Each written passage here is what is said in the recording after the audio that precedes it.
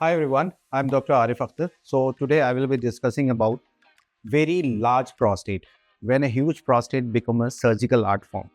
So बहुत सारे लोगों को लगता है, मरीजों को लगता है कि हम सर्जरी जो प्रोस्टेट इन्लार्जमेंट के लिए करते हैं वो बस एक रूटीन ऑपरेशन होता है. बट द रियलिटी इज जब प्रोस्टेट का साइज बहुत ज़्यादा इन्लार्ज हो जाता है और पेशेंट को बॉदरसम सिम्टम्स होते हैं, मतलब अगर प्रोस्टेट 150, 200 ग्राम्स या कभी कभी 300 ग्राम से भी ज़्यादा हो जाता है, तो ये सिर्फ सर्जरी नहीं होती, ये एक सर्जिकल आर्ट फॉर्म बन जाता है.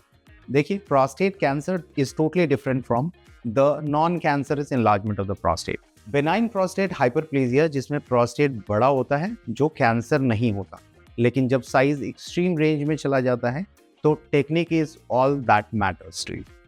सो आज के एरा में there are multiple options for treatment और द सर्जिकल इंटरवेंशन जो हम प्रोस्टेटिक इन्लार्जमेंट के लिए कहते हैं, चाहे वो लेज़र ट्रीटमेंट हो, चाहे वो बाइपोलर TURP हो, या रोबोटिक इन्यूक्लिएशन हो, या लेज़र इन्यूक्लिएशन हो, या एडवांस एनाटॉमिकल मैपिंग करके हम पर्सनलाइज केयर देने की कोशिश करते हैं. साइंस सिंपल है, जितना बड़ा ग्लैंड उतना कॉम्प्लेक्स वैस्कुलर प्लेन, उतने ही ज़्यादा रिक्वायरमेंट फॉर प्रिसिशन.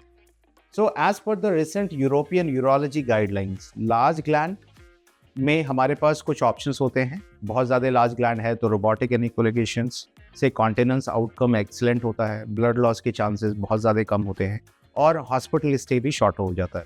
इसका मतलब बड़े प्रोस्टेट के पेशेंट्स जो आजकल ओपन सर्जरी के ज़माने का दर्द, ब्लीडिंग या लॉन्ग कैथेटर डेज, सब एक हिस्ट्री हो चुकी है, because we have so many things और different surgical options in our armamentarium. ये टेक्निक कोई कट एंड रिमूव नहीं है, ये nerve preserving, blood vessel respecting and the most important is the sphincter protecting micro sculpting है. हर layer, हर fibre, हर angle is just like carving a marble but inside the human body. So बड़े prostate का मतलब disaster नहीं होता. Almost बड़े प्रोस्टेट का मतलब होता है skill test, precisions, experience and overall it is a art of doing the surgery. Thank you.